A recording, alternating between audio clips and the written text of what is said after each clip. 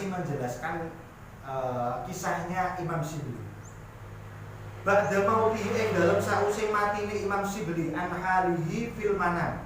Jadi suatu ketika ini setelah Imam Shibli wafat, di bedone wali niku meskipun sudah meninggal dunia, itu masih bisa memberikan ilmu kepada orang yang hidup, Pak. Jadi suatu ketika ada salah satu ulama yang mimpi dalam tidurnya diimpeni kalau Imam Shibli. Berhubung ketemu dalam mimpinya, akhirnya salah satu ulama itu bertanya kepada Imam Shibli, Shibli, engkau diapakan sama Allah? Kau di dunia itu kan koyoke pancen ulama tenan, ya, seorang wali bener. Sekarang di akhirat ini sekarang sedang diapakan oleh Allah? Akhirnya Imam Shibli menjawab di dalam mimpinya itu, beliau menceritakan qala Allah li ya Abu Bakrin atadri summa ghafartullah. Allah bertanya kepada Imam Shibli. Imam Shibli cerita, oh begini, pada saat saya mau dihisab, Allah bertanya kepadaku, ya Abu Bakrin Ash-Shibli bima ghafartu laka. Hai Shibli, kamu tahu apa tidak? Kenapa kok aku itu sampai memberi maghfirah atau mengampuni dosa-dosamu? Allah bertanya itu kepada Imam Shibli. Jawab Imam Shibli apa? Qultu bisoliki amali. Ya Allah, engkau mungkin mengampuniku karena amal-amal solehku, karena amal-amal kebaikan. Tapi apa jawab Allah? Qala la, tidak, bukan karena itu aku mengampunimu.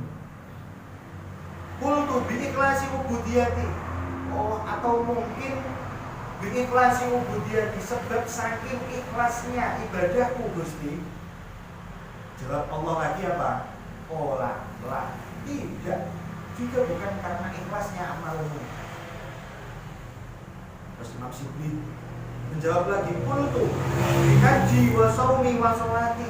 Apa sebab hajiku, sholatku dan puasaku akhirnya engkau mau mengampuniku? Jawab Allah lagi, qala la, tidak, bukan karena sholatmu, bukan karena puasamu, juga bukan karena haji. Bukan. Qala qultu bihijratil sholihin wa litolabil ilmi. Atau Gusti, karena saya sering berkumpul dengan orang-orang soleh dan karena saya sangat cinta mencari ilmu. Jawab Allah lagi, qala la, tidak, bukan karena itu. Imam Shibli sudah nyerah. Terus apa? Dipikir-pikir, perbuatan apik sepertinya sudah disebutkan semua. Ilahi fima, terus apa Gusti? Terus apa yang menyebabkan engkau mau mengampuniku? Faqala ta'ala, kemudian Allah menjawab, atadkurukina kunta tamshi fi darbi Baghdad. Wahai Shibli, ingatkah engkau pada suatu hari kamu itu sedang berjalan di tengah kota Baghdad.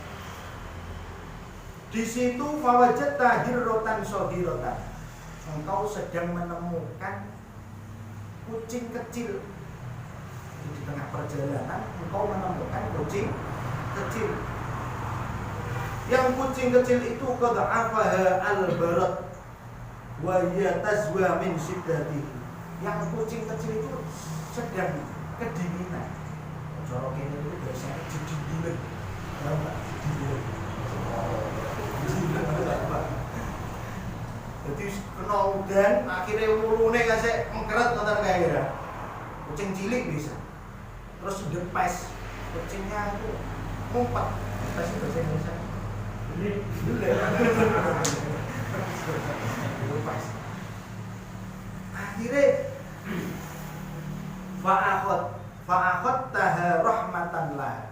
Ketika kamu melihat kucing kecil itu, akhirnya engkau kasihan. Bareng kasihan, kemudian kucing itu engkau ambil. Rahmatan lah, karena engkau rahmah itu maknanya sakit. Ya kasihan itu, kasihan. Wa adkhalnaha fi farwin. Kemudian engkau masukkan ke dalam selimutmu. Padahal pada saat itu selimutmu sedang kau pakai. Nek cara kene yo dilebokno ning jero jaket. Sakake roh kucing cilik ada dilebokno ning jero jaket. Itu sama kayak kanulil namanya Wilbersennya.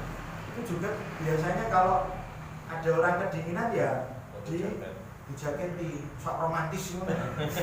Bedane kalau Imam Sibli sing dikemuli goceng nek beliau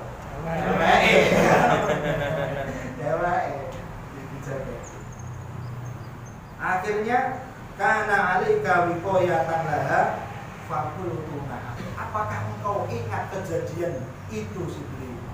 Akhirnya Imam Sibli jawab, na'am, ya betul Gusti, saya mengingat kejadian itu semua. Terus faqala ta'ala bi rahmatika litilkal birrah rahimtuka. Lah gara-gara itu Sibli, kamu menyelamatkan kucing yang kecil itu yang sedang kedinginan itu, terus kamu selimuti, sebab itulah aku rahmatmu dan mengampuni semua dosa. Nah ini Pak, dari sinilah menunjukkan bahwa kita itu jangan sampai meremehkan amal yang kecil, karena dari amal yang kecil itulah bisa jadi Allah memberi rahmat kepada kita. Dan jangan sekali-kali kita meremehkan dosa sekecil apapun, karena bisa jadi murkanya Allah justru karena dosa yang kecil itu. Kenapa kok kita jangan meremehkan amal yang kecil? Biasanya Pak, dengan naik tugas, dengan naik sholat itu niatnya ya banyak sholat, ibadah, ngerti ya? Banyak diniati ibadah. Kadang niatnya macam-macam lah, motifnya macam-macam. Tapi ketika jenengan tugas, misal ngomong tua, iso nyabrang jenengan sabrang nih. Ada itu kecil jenengan ingrene. Atau amal-amal yang jenengan biasanya tidak sadari, itu justru menjadi penyebab jenengan mendapatkan rahmatnya Allah. Karena apa? Karena jenengan sangat ikhlas. Bagaimana tidak ikhlas? Karena jenengan sendiri tidak menyadari bahwa itu ibadah. Ya kan? Wong gak ngerti itu ibadah, bagaimana mungkin kita riak, bagaimana mungkin kita sombong, ya? Nah, maka itulah monggo jenengan ketika tugas atau apa jenengan yang ikhlas dengan profesi, dengan sebaik-baiknya membantu. Sudah cakap lagi.